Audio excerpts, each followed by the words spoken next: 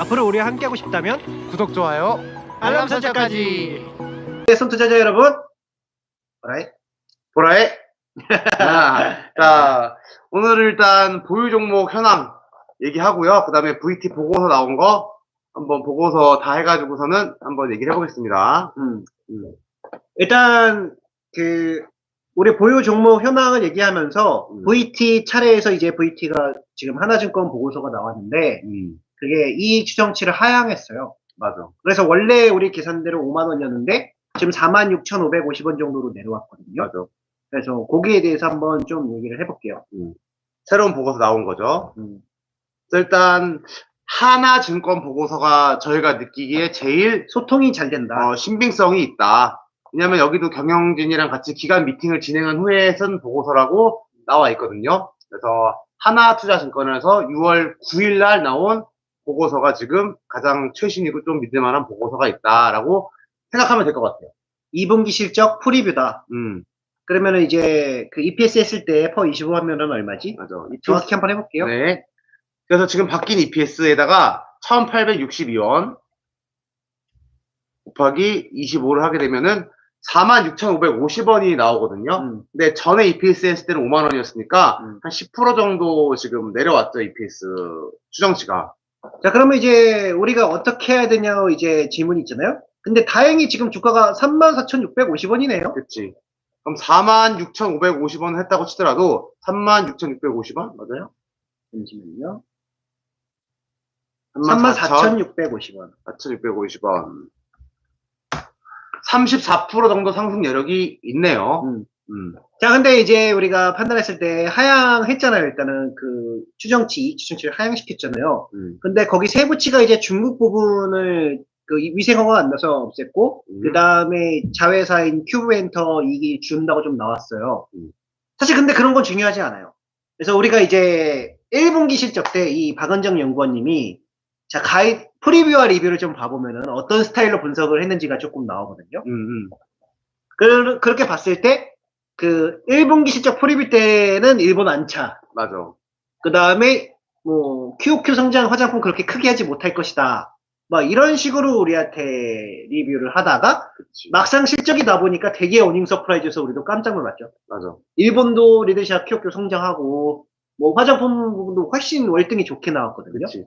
특히 일본 부분이 그 프리뷰랑 실제치랑 했을 때 그 괴리가 많이 크게 나왔어요. 그래서 원래 같은 경우는 일본 부분 리들샷이 152억 정도 한다고 프리뷰를 했었는데 실제는 180억 정도. 그러니까 30억이나 더 난 거예요, 지금 리들샷이. 20-30% 정도 격차가 난 건 되게 오류가 큰 거거든요. 그렇지.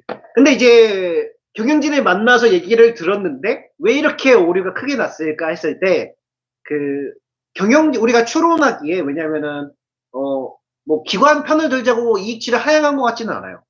왜냐면 그동안은 성격상 좀 VT가 외면받았잖아. 기관 애들이 실제적으로 외국인을 많이 파는 모습을 보여. 맞아. 그리고 사실 지금도 외국인들한테 더 사랑받는 모습이지 기관 투자자 애들은 뭐 썩히 맞게 엄청 폭발적인 매수를 보여주고 있는 실정도 아니죠.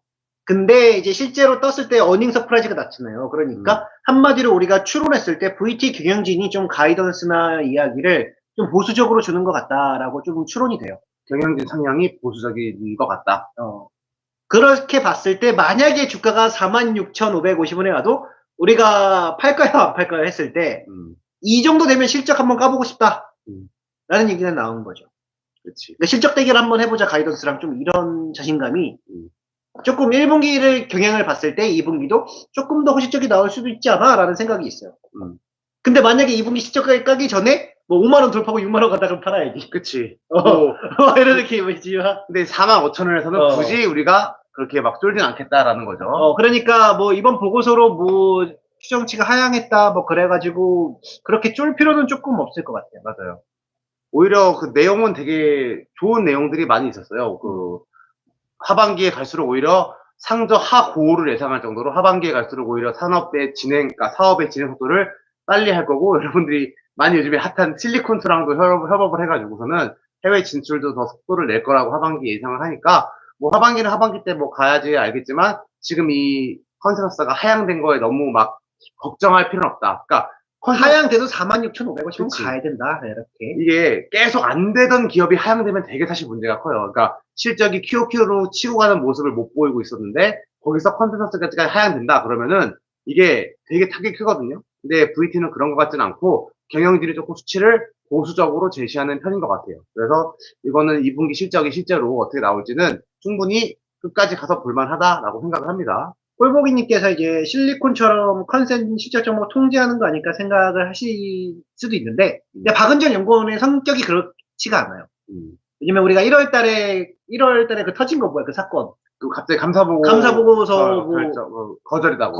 감사 의견 거절이다, 뭐 이거 나왔을 때도 그 박은전 연구원이랑 같이 그 대응을 해가지고, 사실 뭐 그렇게 통제할 것 같지는 않아요.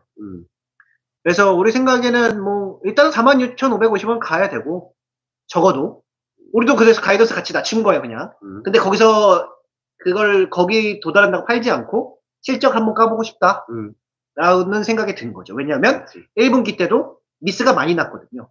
그래서 그러니까 서프라이즈지. 그치. 그러니까 서프라이즈가 많이 났거든요, 미스가 아니라. 그래서 한번 보고 싶다라는 생각이 조금 드네요.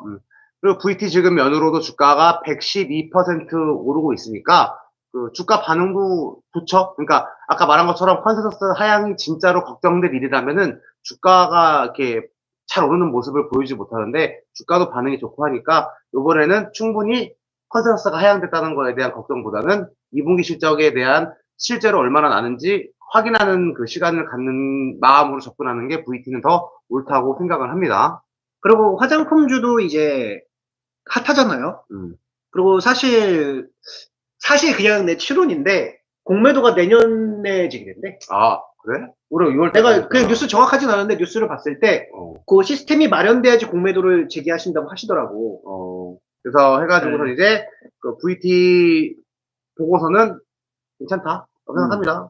그래서 일단 VT는 지금 일단 마무리하고요. 뭐 일단은 뭐 실적 자신 있다 한번 보자, 붙어보자 이런 느낌이요. 아, 그리고 아까 공매도 얘기를 했던 게 그 공매도가 없잖아요. 그럼 거품으로 갈 확률이 매우 커요. 거기다 지금 화장품 섹터 핫하다? 그러면은 여기다 만약에 우리는 어깨가 아니고 머리를 얘기하는 거지, 머리를. 만약에 근데 여기서 중국 위생어가 떴다 그러면은 일직선으로 확 날아갈 수 있거든. 아니면 뭐 미국에서 반응이 있다 이런 소식이 있으면. 기대감이 돼서 머리가 긴 모습이 나올 수도 있다라는 거죠. 기린이었으면 좋겠네요, 개인적으로. 그러니까. 이렇게. 저는 기린도 아니고 공룡 됐으면 좋겠어요. 공룡. 아니, 머리 긴 공룡. 그러니까 머리 엄청 긴 공룡이지. 초식 공룡. 이런 거. 그래서 그렇게 됐으면 좋겠습니다. 그래서 VT 같은 경우는 한번 보죠. 그럼 이제 미국 종목 한번 가서 이어서 해보죠. 미국이 사실은 국내보다 요즘에 미국이 조금 더 조정 느낌이 있어요. 미국 증시는 올라가는데 증시가 이제 AI라든지 이런 친구들이 좀 하드 캐리하는 모습이고 좀 우리 친구들은 뭐 조정도 뭐 그렇게 막 조정까지는 아니죠. 조정까지는 아니고 10% 정도 하락 정도를 보여주는 느낌이 있어서 한번 쭉쭉 지나가 볼게요. 일단 제일 우리 대표 종목인 누부터 시작을 해볼까요? 누는 사실 조정도 안 왔어요. 그냥 실적 나오고 기다리는 중이다라는 느낌인 것 같거든요. 그리고 월로도 5월에도 한 10% 오르고 6월에도 지금 월 양봉이에요. 그러니까 일봉으로 보지 말고 월로 보면은 추세를 더 파악하기 쉽단 말이죠. 그래서 뭐 그냥 올라가는 중이다에는 이렇게 얘기 드리고 싶네요. 그 목표는 그때 말했다시피 한 16달러 정도 부분이고. 그리고 이게 분기가 지금 우리가 이제 2분기 썸머 시즌에 돌입하고 있잖아요. 한 7, 8월에 실적 나면 바로 맞춰질 수도 있어요. 그치. 누 같은 경우는 퍼 35를 기억하시면 또 여러분들께서도 직접 계산해 볼 수 있으니까 퍼 35다라는 거 기억해 주시는 것도 한 방법입니다. 그래서 누는 뭐 진짜 딱히 할 얘기 없어요. 지금은 진짜 그냥 잘 가고 있고 실적도 잘 나오고 해가지고서는 걱정거리가 지금 되게 없거든요. 누는 뭐 괜찮네요. 오히려 이제 인터앵커를 바로 이어서 해볼게요. 같은 브라질 회사죠. 이 친구가 지금 고점을 찍고 한 10% 가까이 조정을 받다가 뭐 급반등하다가 다시 또 약간 조금 내려와 있는데 월봉으로 보도 2%밖에 안 빠졌네. 그러니까 뭐 연으로 1로 보면은 너무 변동폭이 큰 것 같지만 사실 월로 봤을 때는 아직 그냥 뭐 올라가는 상승 추세에 있다고 생각합니다. 그리고 그 M&A가 확실히 좋은 게 아니에요. 우리 경험상 M&A는 불확실성이, 왜냐면 이게 진짜 뭐 성장을 고도로 하고 좋은 회사를 붙이지 않는 이상 M&A는 되게 우리가 안 좋게 생각하거든요. 근데 이제 M&A 그 50% 있던 거 마저 갖고 온 거예요. 그래서 애들이 브라질이니까 또 모르잖아. 맞아. 미국 애들은 그 브라질성 진짜 싫어하거든요. 음. 그래서 일단은 그 기사 때문에 조금 하락했다가 CU님이 말씀하신 것처럼 그 2분기도 매우 좋을 것 같다 이 기사 보고 올라간 것 같아요. 근데 그 인터뷰를 했어. 그래서 그 좋을 것 같다고 얘기하더라고. 그러니까 주가를 우리 그렇게 너네가 생각하면 우려스럽지 않아라고 이제 얘기를 한 거지. 그치. 그리고 주가도 사실 굉장히 급등했거든요. 실적 후에. 그러니까 실적 후에 사실은 진짜 하루도 안 빠지고 오를 정도로 급등했는데 거기에 이제 그런 급등했으니까 아무래도 부안 애동파 친구들이 휩쓸려 들어올 수밖에 없는데 여기다가 아마 미묘한 이제 변수를 줄 수 있는 M&A 뉴스가 아마 이 매도세를 촉발시키지 않았나라고 해서 부안 애동파 친구들이 아마 놀래서 주가를 빼고 빠진 주가가 또 다른 부안 애동파를 털어내고 하는 모습이 나오면서 급하게 좀 조정을 받는 모습이 보였는데 사실 아까 말한 것처럼 가까이서 보지 말고 조금 멀리서 보면 월봉 이런 거를 보면은 사실 빠졌다고 하기도 좀 민망할 정도 수준이에요. 사실 영진이 말도 거의 맞지만 약간 더 첨언을 하자면 그 부안해동 타려고 작업하는 건 거예요. 그러니까 그 일직선으로 올렸다 일직선으로 꼽는 게 그 의지가 없는 신념이 없는 사람들을 저렇게 하면 무서워서 털리거든요. 맞아. 우리 그거 많이 봐. 그 쟤도 그랬잖아. 실리콘투도 이렇게 올라가다 이렇게 한번 턴 다음에 이렇게 올라갔잖아. 그치. 그게 부활의 동파 친구들은 주가만 보고 따라오기 때문에 그 저번 라이브인가 우리가 말했죠. 여러분들이 어디 이상 떨어지면 팔아야지라고 하면 거기 무조건 깨준다고. 선이란 선은 다 깨고 여러분들이 좋아하는 뭐 22선, 62선, 뭐 122선 뭐 그거 다 깨버리거든요. 그래서 전부 다 깨는 모습이 나와야지 결국에는 사람들이 털리거든요. 인터넷 거 보면 전부 다 깨졌죠. 그러니까 멋있게 깨졌어요, 그냥. 깨는 것도 화끈하게 깨주니까 이게 부활의 동파들은 버틸 수가 없죠. 하지만 이제 우리 같은 경우는 실적과 그 실적에 따른 적정 가격을 알고 있으니까. 그 전에 미래. 그치. 미래, 그냥 좋은 실적이 아니라 미래적인 기업이 실적이 영진이 말대로 좋았을 때. 그치. 또 적정 가격을 하고 기대 수익률이 있었을 때. 맞아. 그때 뭐 끝도 없다. 다음 실적까지 간다 이렇게. 더 본질적인 거는 인터인코를 브라질 사람들이 안 쓸 수 없다는 거죠. 지금 은행에 갈 수가 없는데. 자, 그래서 인터인코는 지금 뭐 그런 어떻게 보면 좀 기술적인 그런 애들의 치고받고 하는 모습이 좀 나온 것 같은데 저희 같은 소심파들은 뭐 그냥 강 건너 불구경이죠. 그냥 제가 실적만 보고 다음 실적까지 무조건 간다. 그 M&A가 약간 조금 건드렸어도 그렇게 크게 영향 없는 것 같아요. 그리고 이게 브라질 애들이 더 변동성이 클 수밖에 없는 게 미국 사람들은 가이던스를 좋아하거든요. 2분기 어떻게 되고 있다 이런 말 있잖아요. 근데 가이던스를 안 준 거예요, 얘가. 그러니까 브라질 애들은 가이던스 안 주거든요. 누구도 그렇고. 맞아. 근데 빠지다 보니까 이제 인터뷰에서 우리 잘 되고 있어 2분기도 이렇게 말을 한 거야 지금 얘가. 그러니까 뭐 우리가 잘 되고 있으면 진짜 잘 되겠죠. 그치. 그래서 뭐 한번 보면 된다. 라는 거 다음으로 좀 넘어가 볼까? 네. 그 다음 거 TDW도 한번 이어서 가볼게요. TDW도 최근에 그 조정을 받고 있지. 조정을 받고 있죠. 이건 조정이야. 이건 조정이라고 우리가 말할 수 있어요. 고점에서 보면은 한 111달러 정도가 고점이거든요. 한 16% 정도 지금 내려와 있어요. 15에서 20% 사이가 뭐다? 조정이다. 뭐 10% 빠지는 건 상승하고 있는 거예요. 한 15% 나가야, 최소한 15% 나가야지 조정 받는 거다. 자, 근데 왜 얘가 조정을 받게 됐을까 했을 때, 그 오펙 회의를 했죠. 거기서 이제 사우디가 그런 경고로 사격을 날렸다고 해요. 우리가 점유율을 뺏기는 걸 좌시하지 않겠다. 그래서 감산을 점진적으로 해지하겠다. 이런 말을 한 거예요. 자, 근데 우리가 이제 TDW, 타이드 워터부터 시작해서 그 FTI, 뭐 이런 애들 강점이 그 독재들이 이제 석유 가격을 높게 유지해가지고 러시아는 이제 전비에 쓰고, 맞아. 사우디는 자기 독재 강화하는 데 쓰고 막 이런단 말이에요. 지금 인플레에서 사람 전 세계에 고통받던 안 하던 그걸 이용해서 이제 각자 전쟁을 일으키는 전비로 쓰든가 막 이런 거 한 거예요. 지금. 그래서 미국이 그거를 막으려고 파재 끼는 거예요. 왜 파재 껴? 석유 가격을 떨어뜨리면 전쟁이 끝나요. 그 러시아가 뭐 전비될 때가 어디 있어요, 걔가. 전쟁 돈으로 하는 건데. 전쟁 돈으로 하는 건데 돈줄이 걔가 이제 석유 가격이 낮아지면 돈줄이 완전 나가버리는 거란 말이에요. 그래서 그 미국이나 걔네들이 이제 독재에 대응해가지고 석유를 파는 거예요. 막 해양이건 뭐건 막 파는 거예요. 그치. 석유 가격을 박살을 내놔야지 전쟁이 끝날 거란 말이죠. 그러니까 지금 세상에 전선이 갈려져 있어요. 독재의 휘하에 민주주의 진영으로 지금 갈려져 있거든요. 그래서 사실 우리도 석유 말고 막 2차 전지 뭐 그런 친환경 좋아하긴 하지만 그 친환경 쫓다가 독재자애들이 전쟁에서 이겨버리는 게 이게 더 큰일이라고 저는 생각을 하거든요. 시간이 없지. 지금 당장 아무래도 석유가 차지하는 비율이 크니까. 그래서 이제 석유를 했는데 이제 사우디가 이제 주춤 물러서니까 석유 가격이 떨어지기 시작했잖아요. 근데 우리가 추론하기에 그러니까 우리가 판이 뒤바뀐다고 그래요. 판이 뒤바뀐다는 거. 만약에 이제 사우디가 지금 점유율이 미국이 계속 차지해서 세계 최대의 산유국이 돼버렸잖아. 맞아. 그렇게 됐을 때 그 사우디가 이제 항복선언하면서 점유율사 옛날에 그런 적 있어요. 옛날 우리 기억에 옛날에 사우디가 미국 셰일 업체들이 점유율을 뺐으니까 가격을 셰일 가스가 예를 들면 60달러가 그 마지노선이면 50달러, 40달러로 뭐 공격적으로 낮춰가지고 출혈 경쟁이 들어간 적이 있었거든요. 맞아. 셰일 업체를 도산시키려는 목적으로 그 셰일 업체들이 아무래도 셰일 오일이 그 맞을 수 있는 마지노선을 깨버리는 사건이 그 있었어요. 2000년대 언제? 한 15년 정도였나? 그래서 그거가 다시 일어날까봐 지금 TDW가 이제 긴장이 돼갖고 조정이 들어간 거예요. 왜냐면은 여러분도 이렇게 생각하세요. 사우디가 미친 척하고 그 점유율 경쟁한다면서 막 돈 막 아래에다가 석유 막 뿌리기 시작하면은 여러분 석유 관련돼 있는 거 다 빼야 돼요, 돈. 그러면은 이제 그 즉시 팔아야 되거든요, 그러면.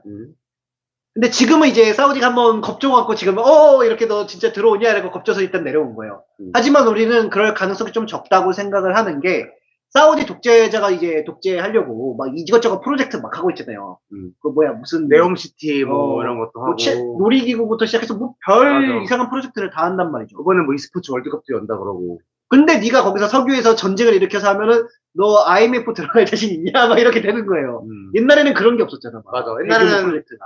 구국이었지. 근데 사우디가 옛날처럼 돈이 많지 않대요 지금. 그래서 우리는 너 할 수 있어 사우디 약간 좀 이런 생각을 갖고 있긴 해요. 그러니까 그냥 겁준 거 아니야 이렇게. 그래서 일단 2분기 실적까지 간다 TDW 우리 그런 생각을 일단 가지고 있어. 하지만 진짜 사우디가 미친 척하고 이렇게 석유 던진다? 그러면 우리도 즉시 나와야겠죠. 그리고 전쟁도 끝나겠죠. 그치. 왜냐면 러시아가 돈이 없어가지고. 맞아. 그 독재자들이 그렇게 치사하게 그 석유로 그렇게 하거든요. 맞아.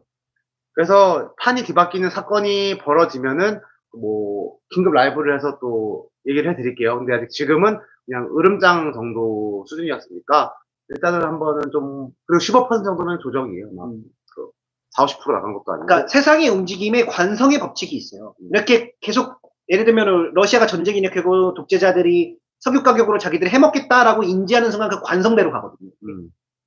그다음 그 판이 바뀐다 그래요. 우리가 이렇게 판이 바뀌는 게 사우디가 아마 석유 전면전 일으키면 판이 바뀌어버려서 석유 다 던져야 되거든요. 그렇지. 그러니까 그 그러니까 상황 파악을 하고 주제 파악을 해야 된다고 그랬잖아요. 그럼 그 상황을 인지하고 있어야 돼요. 우리가 지금 어떤 상황에서 우리가 이익이 나고 계속 호황인지. 근데 거기서 반대되는 사건이 나왔을 때 그걸 어떤 상황에서 반대가 나온지 인지를 해야 바로 철수하고 있다는 거죠. 맞아. 실적 보고 하면 좀 늦을 수 있어요. 하지만 실적 보고 나올 때가 진짜 마지막에 나올 그러니까 그때는 진짜 끝까지 버텨보는 거야 한번. 실적 보고 나온다면. 근데 판이 바뀌고 나오는 게 아마 제일 빨리 나오는 순간 아닌가 싶습니다. 그 전에 판이 바뀌기 전에 파는 거는 그건 말이 안 되고 좀 쫄아서 나오는 거고요. 근데 판이 바뀌는 걸 눈치챘다면은 그때가 좀 빠르고 좀 아쉬운데 싶으면 실적 보는 게 진짜 최후의 마지노선인데 아마 저희는 판이 바뀌는 게 감지된다면은 아마 매도를 시작하지 않을까. 그리고 CEO가 거기서 우리 판이 바뀌어서 어렵다. 그러니까 미국에는 어렵다는 말도 안 써요. 그냥 뭐 활주로의 중간쯤에 있다 막 이런 이상한 말 쓰잖아. 맞아, 그러니까 맞아. 막 되게 자신감 있게 우리는 뭐 가격 인상할 것이다 하다가 조금 애매한데라고 말을 하면은 여기가 그 탈출 석유 가격이 뭐 안착해버렸다. 뭐 이럴 수도 있어요. 안착하시 좋은 의미 아니거든요. 아이고 복순이님. 복수인님 역시 또 10,000원 감사합니다. 자, 열심히 할게요 여러분. 그래서 만약에 우리가 리뷰했던 석유 관련 기업들을 갖고 있다면 사우디 움직임 좀 주시해야 된다. 그리고 솔직히 뭐 내 염원이 있다면 좀 우리가 다 먹고 했으면 좋겠는데 하는 생각도 있긴 있지만 내년 정도에 하면 안 되니? 근데 전쟁도 빨리 끝나야 되니까 사실은 이건 빨리 끝날수록 좋죠. 그치. 지금도 죽어가는 사람이 있으니까요. 맞아요. TW는 일단은 한번 아직까지는 홀드. 근데 이제 뉴스가 터지면 또 언제든지 긴급 라이브로 올 수 있다는 점 기억해 주시고요. 그다음 USAP 한번 가볼게요. 유니버셜 스테인리스인데 이 친구 같은 경우도 그냥 월봉으로 보면은 이달에는 좀 빠지고 있네. 6%? 6% 정도?